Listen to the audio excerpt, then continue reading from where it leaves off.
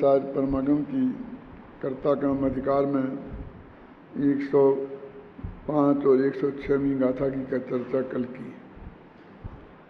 अब आज वो कहते हैं कि अतः एतत् स्थितम 107 और 108वीं गाथा की उत्थानिका अमृतचंद्र ने तो सिर्फ इतनी लिखी कि इससे अब यह बात नक्की हो गई। अतः एतत् स्थितम, अतः माने इसलिए, एतत् माने यह, स्थितम माने बिल्कुल पक्का हो गया, नक्की हो गया। अभी तक के कथन से क्या नक्की हुआ है, इस बात को इस गाथाओं में वो दोहरा रहे हैं। इसी छोटी सी वाक्य के लिए अपन ने पूरे प्रकरण से जोड़ने के लिए 4-5 लाइनों में इसकी उत्थानिका लिखी है। पीछे से पढ़ें। विगत गाथाओं में यह बात हाथ पर रखे हुए आंवले के समान स्पष्ट हो गई है कि आत्मा प्रभावों का ना तो उपादान करता ही है और न निमित्त करता ही है। फिर भी लोक में आत्मा को प्रभावों का कर्ता भोक्ता कहा जाता है। न केवल लोक में, आगम में भी इस प्रकार के अनेक कथन उपलब्ध होते हैं। इस कारण बहुत से आत्मार्थी बंधु असमंजस में पड़ जाते हैं। उन आत्मार्थी भाइयों के असमंजस को दूर करने के लिए आचार्य देव आगामी गाथाओं में कह रहे हैं कि यह सब कथन व्यवहार नय का है और वह व्यवहार भी प्रजा के दोषों का उत्तरदायी राजा को कहने के समान ही है। देखो, इस 7 लाइनों में अपन ने अतः एतम स्थितम इसका अर्थ लिखा। तो आप कहोगे जबरदस्ती, इतना ही पर्याप्त था ना, इससे ये निश्चित हो गया। इसमें क्या कमी थी? क्यों? इससे माने क्या? काय से नक्की हुआ? तो अकेली पिछली 2 गाथाओं से, ये पूरे प्रकरण से जो हमें कर्ता कर्म की बात करते आ रहे हैं, और बहुत ज़्यादा पीछे नहीं जाओ तो घटपटादिक द्रव्य का व्यवहार से कर्ता कहा या घटपटादिक द्रव्य का है ना, घटपट अर्थानि द्रव्याणि, वहाँ से बात शुरू हुई थी और वहाँ से लेके यहाँ तक की गाथाओं का ये उसका फल ये है। उसके बारे में कह रहे अब ये नक्की हुआ। कहने का मतलब ये है कि हमने अभी जो भी तर्क वितर्क दिए होंगे, यदि आप उनके उलझाव में नहीं भी उलझें तो आप ये समझ लें कि ये बात नक्की हो गई कि जितना भी परद्रव्य के संबंध में संबंध बताया गया है, एकत्व ममत्व कर्तृत्व भोक्तृत्व का, वो सब व्यवहार नय का कथन है। और वो व्यवहार नय भी इतना स्थूल है कि जैसे वहाँ तो कहा था कि युद्धा लड़ें और नाम राजा का हो, ऐसा व्यवहार है। अब यहाँ बस वही है, थोड़ा बदला है, लेकिन नय तो वही लगेगा जो वहाँ लगेगा। कहते हैं कि प्रजा के गुण दोषों का उत्पादक राजा को कहना। क्या फर्क पड़ गया? क्योंकि इसमें भी परद्रव्य की बात है, जो भी बताया गया परद्रव्य के बारे में गया है, और वो भी सैनिक लड़ें और राजा लड़ता है ये कहने में, और जनता गलती करे और राजा की गलती वो कही जाती है। इन दोनों कथनों में फर्क क्या है? सोचो सर्वज्ञ।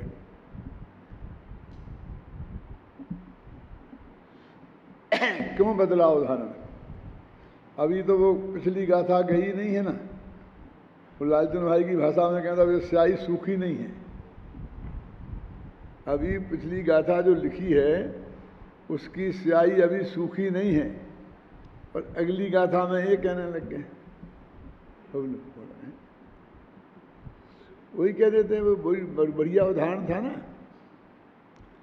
देखो, वहाँ कर्ता की बात करनी थी, और सुनो, फिर उपयोग भ्रष्ट हो गया। वहाँ कर्ता की बात करनी थी और यहाँ भोक्ता की बात करनी है। किया लड़े सैनिक और श्रेय मिला कहो, जब बदनामी हुई कहो, जो भी आपको कहना हो, वो राजा को मिला था। किया कुछ नहीं, और यहाँ अपराध जनता ने किया, क्यों? और राजा को दंड राजा को मिला, बुरा राजा कहलाया, है ना? तो वहाँ कर्तृत्व की बात है, भोक्तृत्व की है। कर्ता कर्म अधिकार में कर्ता और भोक्ता दोनों की बात एक साथ चलती है। इसलिए उन्होंने दोनों जगह दो उदाहरण बदलकर और दोनों बातों को स्पष्ट कर दिया कि बात एक ही तरफ से नहीं है। ऐसा नहीं है कि सैनिक लड़े और श्रेय राजा को मिल गया। दूसरी तरफ से भी गलती जनता करे तो दंड राजा को मिलता है। रेलवे का एक्सीडेंट हो तो रेलवे मंत्री को इस्तीफा देना पड़ता है, क्या? और रेलवे के कर्मचारी अच्छा काम करके कमाई करके बताएं तो श्रेय रेलवे मंत्री को मिलता है। और हमको दोनों ही जगह अन्याय लगता है, क्या? हम कहते हैं वास्तव में अन्याय तो है ही ना कि एक देव को दूसरे देव का कर्ता मान के बात कही गई, लेकिन इसमें काफ़ी बैलेंस हो जाता है ना कि अकेला उसने श्रेय ही नहीं लूटा, उसके फल को भी उसने भोगा। अब देखिए बाढ़ आ गई। अब बाढ़ आने में दिल्ली में खड़े रहने को जगह नहीं है, वो सारी व्यवस्था चरमरा गई, और मान लो वे खेल भी चरमरा जाए तो क्या हिंदुस्तान की गवर्नमेंट बिल्कुल अयोग्य है? इतना पहले नक्की हुआ था और तब भी ये व्यवस्था ढंग से नहीं कर पाई, क्यों? और बढ़िया हो जाए तो श्रेय भी उसको मिलने वाला है? और गलतियां नीचे की करी, उनने मान लो सबको अच्छे से अच्छे आदमियों को लगा दिया, और कहाँ कहाँ गलतियां हुई वो तो एक बैठा लें आयोग और वो नक्की करे कि उत्तरदायी कौन है, क्यों?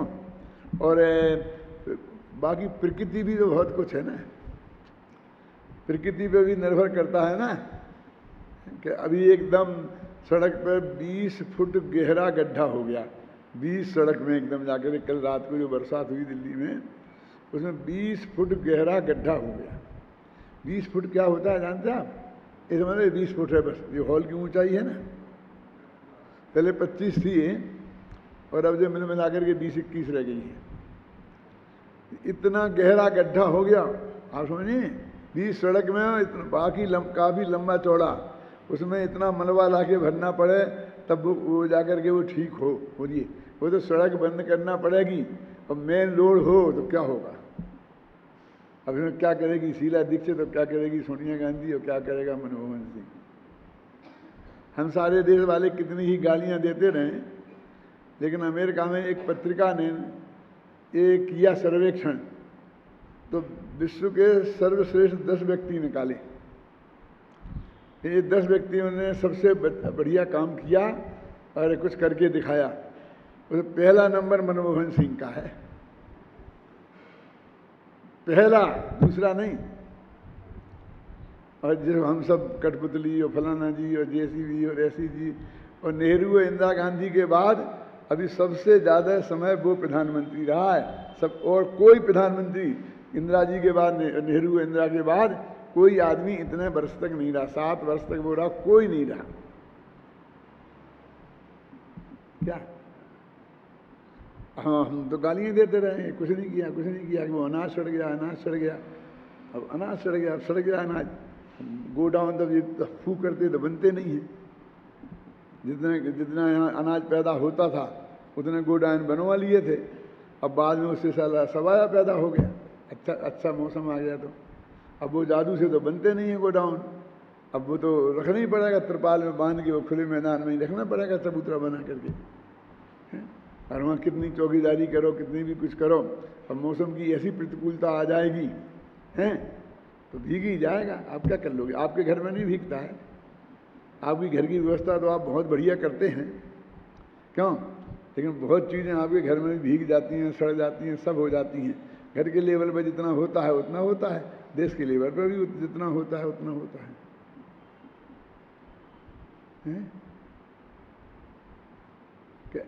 कह दिया सुप्रीम कोर्ट ने सब मुफ्त में बांट दो। अरे मुफ्त में बांटना पड़ेंगे तो भी अरबों रुपया खर्च होंगे। वो बांटने की व्यवस्था करना है, बड़े बड़े IAS ऑफिसर लगाएं बांटने, लंबी लाइन लगेगी, जगह जगह भगदड़ मच जाएगा। किया था ना वो कौन से बापू ने, कुछ साड़ियाँ बांटी थी मुफ्त में, हैं? कैसा भगदड़ मच गया था, 2 आदमी मर ही गए थे। वो मुफ्त में बांटने की व्यवस्था भी इतनी आसान नहीं है कि उसमें तो मुफ्त में बांट दिया तो अकेला गेहूं गया है? और फिर कैसे नियम, किस आधार पर किसको दें किसको नहीं दें, ये सारे बड़े बड़े ठेकेदार उठा ले जाएंगे सब, और फिर उनको गरीबों को तो बेचारे उसी कीमत पर देंगे। मेरे कहने का मतलब ये है कि वो प्रशासक नहीं है। वो कहते हैं कि हाँ बांट दो भैया, सुप्रीम कोर्ट ने कहा है, तो शरद पवार भी कहते हैं कि बांट दो, लेकिन वो IAS ऑफिसर कहते हैं साहब आपने तो कह दिया बांट दो। ये प्रैक्टिकल कैसे होगा? और फिर वो सड़ा गेहूं कोई क्यों लेगा? फिर कहेंगे ये सड़ा गेहूं बांटा और वो गेहूं डाला करके दिखाएंगे।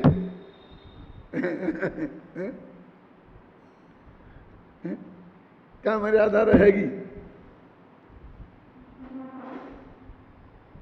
मेरे कहने का अर्थ ये है कि राजा का दोष और गुण, प्रजा के दोष और गुणों को राजा को कहा जाता है। तो अभी ये अपन को कैसा लगता है एकदम, देखो पहले गाथा पढ़ लेते हैं, फिर इसकी और ज़्यादा जो गहराई है मैं उसकी बात आपसे करूँगा। उपादेय करे दिए बंद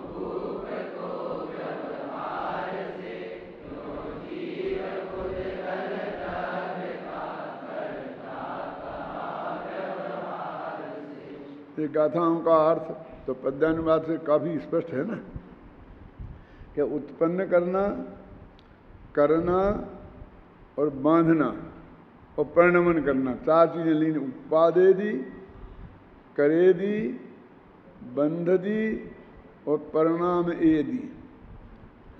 ये काय के बारे में है? उद्गल कर्म के बारे में। उद्गलम को आत्मा ना तो करता है, ना उत्पन्न करता है, ना बांधता है और ना परिणमाता है। 4 चीजें ली उन्होंने।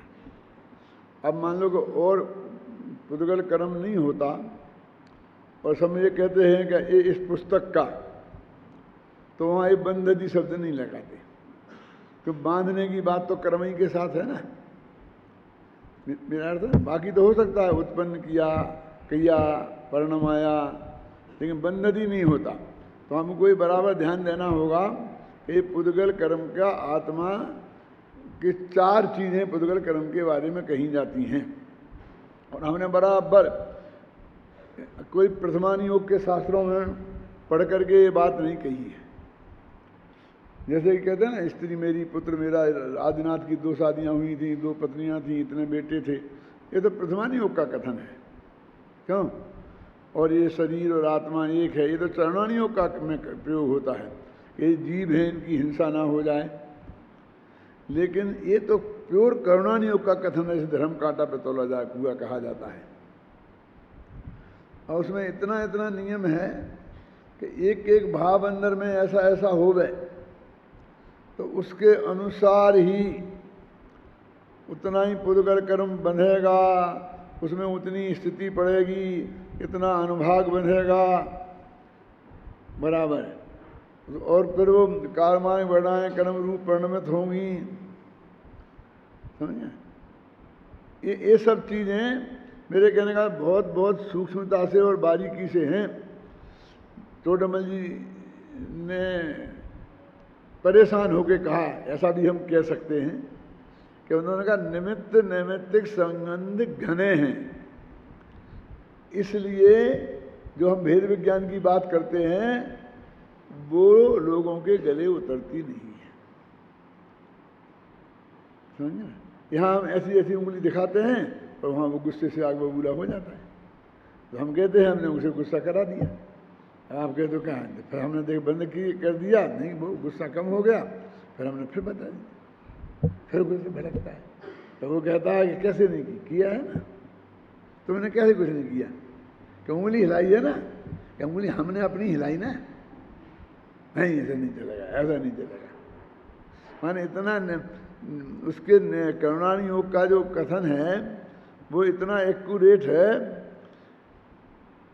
कि ऐसे जो तुम्हें गुस्सा आया है ना, तो निश्चित रूप से जितने अनुपात में गुस्सा आया है उतने ही अनुपात में पौद्गलिक क्रोध नामक कर्म का उदय है। देखो मैं उल्टी बात कह रहा हूँ, उल्टी नहीं सीधी है वैसे, ऐसा नहीं है क्रोध कर्म का उदय हो उसके उतनी ही मात्रा में गुस्सा आएगा, ऐसा नहीं है। लेकिन ऐसा तो है ही ना, यानी हमने क्रोध कर्म का उदय अभी है, हमारे लिए ये जानना कठिन है अजित भाई कि गुस्सा आ रहा वो भाव क्रोध, उसे जानना कठिन है। बोला द्रव्य क्रोध को जानना सरल है कि भाव क्रोध को जानना सरल है। और सूक्ष्म तो द्रव्य भाव क्रोध है द्रव्य क्रोध से, क्योंकि आत्मा अमूर्तिक है और पुद्गल तो मूर्तिक है। आप समझ में आया नहीं है? और मूर्ति को तो हम इंद्रिय ज्ञान से ही जान सकते और अमूर्तिक को तो हम इंद्रिय ज्ञान से जान नहीं सकते, सिर्फ अनुभूति से जाना जाता है ना, इंद्रियां काम नहीं करती हैं। तो लेकिन क्योंकि हम आत्मा हैं तो जो अनुभूति बोलते हो कि अनादिकाल से नहीं हुई फिर, लेकिन राग की अनुभूति तो अनादिकाल से हो रही ना, दुख की अनुभूति तो अनादिकाल से हो रही ना। अनुभूति की थोड़ी समस्या है, समस्या तो आत्मानुभूति की है। जैसे मैं कहता हूँ ध्यान की थोड़ी समस्या है, समस्या तो आत्म ध्यान की है। ध्यान से खाली तो एक समय जीव नहीं है और अनुभूति से खाली भी एक समय जीव नहीं है। सवाल आत्मा की अनुभूति, आत्मा में अपनेपन की अनुभूति। अब पर में अपनेपन की अनुभूति तो अनादि से हो रही है, अनुभूति से तो खाली आत्मा है ही नहीं है? तो वो अपनी पर्याय होने से अपनी अनुभूति में पकड़ में आ जाती है कि हमें गुस्सा आ रहा है। अब द्रव्य कर्म का उदय होगा, ये करुणानि योग के शास्त्रों के आधार पर हम निर्णय करेंगे। क्या करेंगे? अनुमान करेंगे। और अनुमान हमारा कैसा होगा? आगमाश्रित। ये आगमाश्रित कहने से बहुत कमजोर हो जाता है। कैसे हो जाता है कमजोर? क्योंकि परमत वाले तो मानेंगे ही नहीं। ये तो हमारे जिसको आगम में अटूट श्रद्धा है, ऐसे जैनियों ही पर ये हथियार चलेगा कि आगम में ऐसा लिखा है। क्या इसे बोलते हैं? आगमाश्रित अनुमान। तो ये जो आगमाश्रित अनुमान हैं ये विपक्षियों के सामने नहीं चलते, अन्य मतियों के सामने नहीं चलते, ये अपने मत वालों के ही सामने चल सकते हैं। ख्याल नहीं ना? अब आप जानते हैं कि वो अनुमान व्याप्ति ज्ञान पर आधारित है। व्याप्ति ज्ञान माने कहा कि वो नियम कि जहां ऐसा होता है वहां ऐसा होता ही है ना? अन्वय और व्यतिरेक दोनों घटित हो जाओ से व्याप्ति ज्ञान बोलते हैं ना। तो ये व्याप्ति ज्ञान हमें कहाँ से मिला? आगम से। और इसके आधार पर फिर हमने अनुमान किया, तो हमारा अनुमान हो गया आगमाश्रित। अब आगम की वो बात गलत सिद्ध हो जाए तो हमारा अनुमान बेकार है। तो सारा करुणानि योग हमारा अनुभव का विषय नहीं है, वो सर्वज्ञ की वाणी से आया है और उसे हमने माना है। ख्याल में आए ना? वो आगमाश्रित है, इसलिए वो सूक्ष्म है। उसमें अपनी अकल ज़्यादा नहीं काम करती है, उसमें तो आपकी स्मृति ज़्यादा काम करे। बस आप रट लो, आपको याद रहे जितना, वो बात है। वो लिखा है जिस गुणस्थान में जितनी प्रकृतियों की बंद विच्युति होगी उतनी की होगी। अब मैं ज़्यादा बुद्धिमान हूँ तो अकल लगा कर ये 2 कम कर दूँ, 2 ज़्यादा कर दूँ, ऐसा नहीं चलने वाला है। आप समझ रहे हैं ना?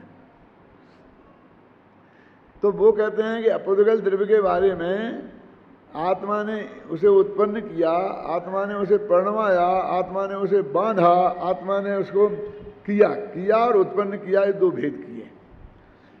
जैसे गेहूं 1 दाना बोया और 100 दाना पैदा किए, इसको तो बोलते हैं उत्पन्न करना। और किया माने वो गेहूं को पीस कर आटा बनाया और फिर रोटी बना ली, इसे बोलते हैं करना। फिर नया क्या उत्पन्न किया?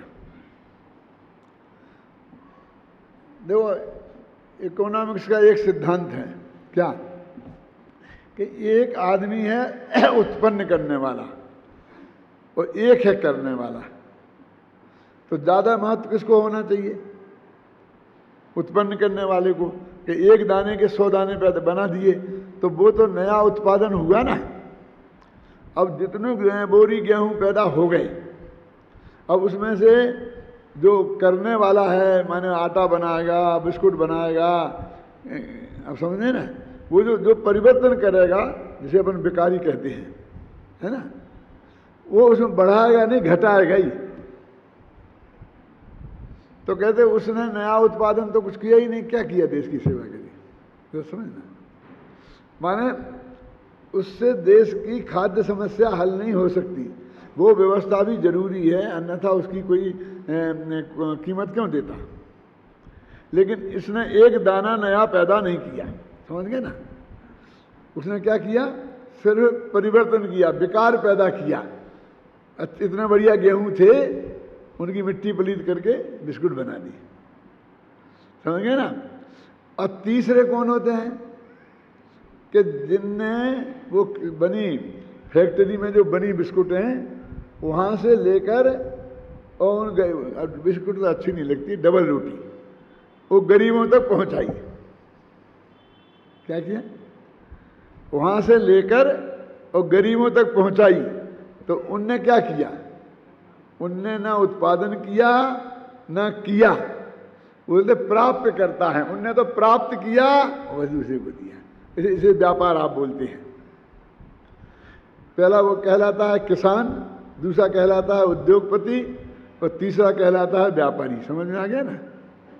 पैदा करने वाला किसान, उसके डबल रोटी बनाने वाला उद्योगपति और उसे यथास्थान पहुंचाने वाला व्यापारी।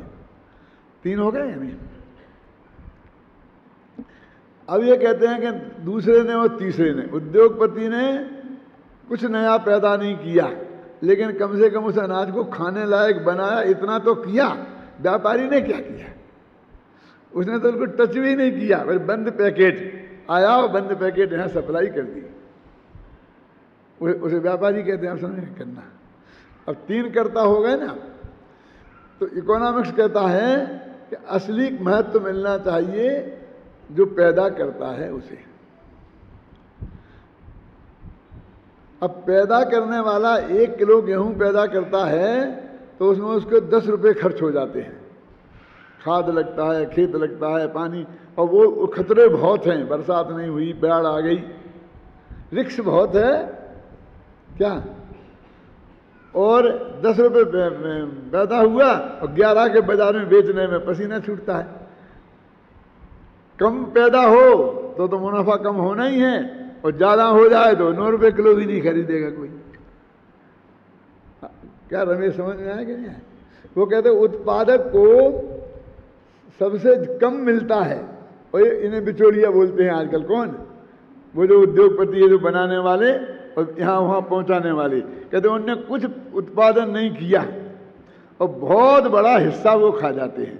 10 रुपये किलो किसान को पड़ा और 11 रुपये उसे बेचना है, 10% कमाते हैं। और ये 11 रुपये किलो खरीद कर 200 रुपया किलो में बेचते हैं। आप समझ में आई ना? अनुत्पादक श्रम और उत्पादक श्रम। तो जब तक ये अनुत्पादक श्रम इतना बीच में बिचौलिए इतने ज्यादा रहेंगे, तब तक, ख्याल में है ना मेरी कहने का मतलब ये है, तब तक वो हमारी समस्या हल नहीं होगी।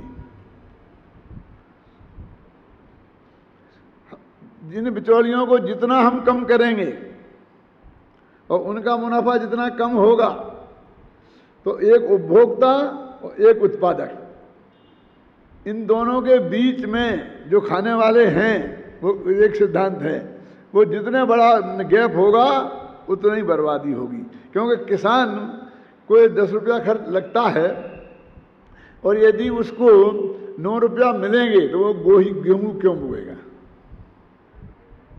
वो कपास बोएगा जिसमें 10 रुपये लगते हैं और 20 पैदा होते हैं। वो और ऐसी चीजें, अफीम बोएगा जिसमें 100 रुपया लगते हैं और 10 लाख पैदा होते हैं। अब वो क्यों बोएगा? तो ऐसी इकोनॉमिक्स जब इस कमजोरी से ग्रस्त हो जाती है, तो देश में अनाज कम पैदा होने लगता है।